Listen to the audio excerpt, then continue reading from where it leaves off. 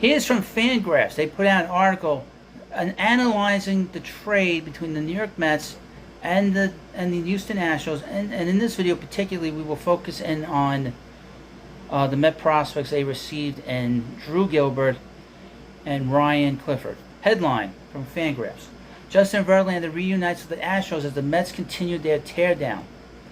The Mets' losses are the American League West gains. 3 days after the Rangers landed Max Scherzer, the Astros have reacquired Justin Verlander, who less than 9 months ago helped them win the World Series and soon after pocketed his third Cy Young Award.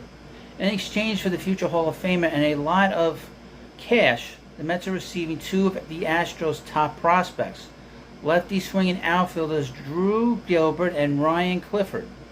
This is a continuation of a stunning about-face for the Mets, who signed Verlander to a 2-year, $86.7 million contract in December and opened the season with a record-setting $352 million payroll. They entered Tuesday at 50-55, 17.5 games out of the first place and 6 back in the wild card, with 7 teams above them. Once owner Steve Cohen gave general manager Billy up to the green light to trade closer David Roberts to the Marlins last Friday, the dominoes began falling, with Scherzer waiving his no-trade clause to be dealt to Texas and then Mark Canha being sent to Milwaukee on Monday. As with the Scherzer deal, the Mets are eating the majority of the remaining money on Scherzer's contract to improve their return. They sent $35.5 million out of the roughly $57.7 million remaining on his 2-year, $86.7 million contract to Texas, and received middle infielder Luis Angel Acuna, a top 50 Fangraphs prospect who's currently number 56 on the board. In the Verlander trade, the Mets are receiving 22-year-old Drew Gilbert, a center fielder currently at Double-A, and 20-year-old Ryan Clifford, a corner outfielder first baseman currently in High A ball.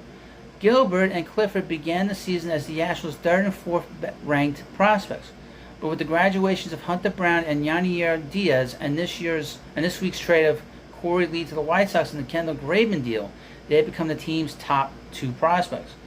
Gilbert, a 5V prospect, is number 49 on the board and becomes the Mets' top-ranked prospect, while Clifford, a 45 FV prospect, is now number 8 in the Mets system. More on them as we go along.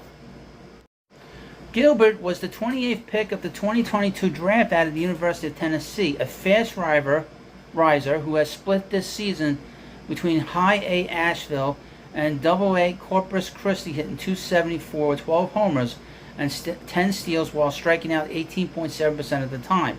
Listed at just 5'9", 185s, but yoked, to use Eric Longenhagen's description, he's got an average or better tools across the board, highlighted by a plus arm, plus speed, and above average raw power, from Longenhagen's write-up from early June.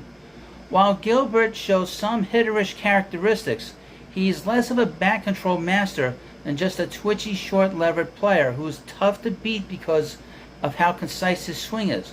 His barrel is in the zone for a long time, and he tends to find a way to put the ball in play, using his strength to spread balls past infielders. He's making roughly an average rate of contact so far in 2023, but is also hitting the ball harder than expected. When Gilbert collapses his backside and leans on one, he'll show you big pull side lift, and he does most of his extra base damage by yanking doubles down the right field line.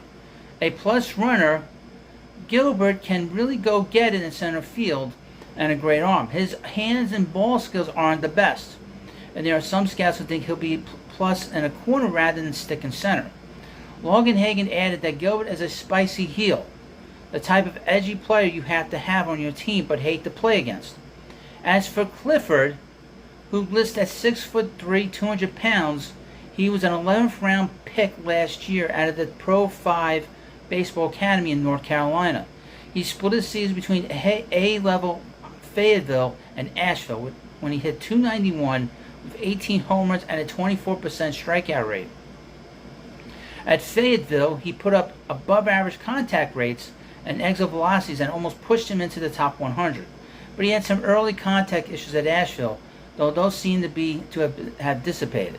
After striking out in 32.8% of his first 70 at-bat plate appearances, He's dropped that to 21.7% over his last 180 plate appearances. Clifford has a plus arm and raw power, but the rest of his tool grades out as below average. Via Logenhagen. His visual evaluation as a hitter is one of passivity and a bottom hand dominant swing that tends to be underneath fastballs in the upper half of the zone. His bat speed and physicality are for real, though, and Clifford shows the ability to move the barrel around the bottom 2/3 of the zone, and he cuts his stride with 2 strikes. He's a good rotational athlete whose move forward is balanced but explosive. Clifford already has plus power, and even though it looks like the cement is mostly dry in his body, he could end up with 70 grade pop through sheer physical maturity. Because he exists near the bottom of the defensive spectrum, he's played first base in both corner outfields, and we still have apprehension around his hit tool. We aren't running Clifford all the way up until the top 100. He projects as a strong side of the right field platoon. All told, this is a pretty good haul for the Mets considering the circumstances, a continuation of their stockpile of prospects as they dismantle the most expensive team money could buy.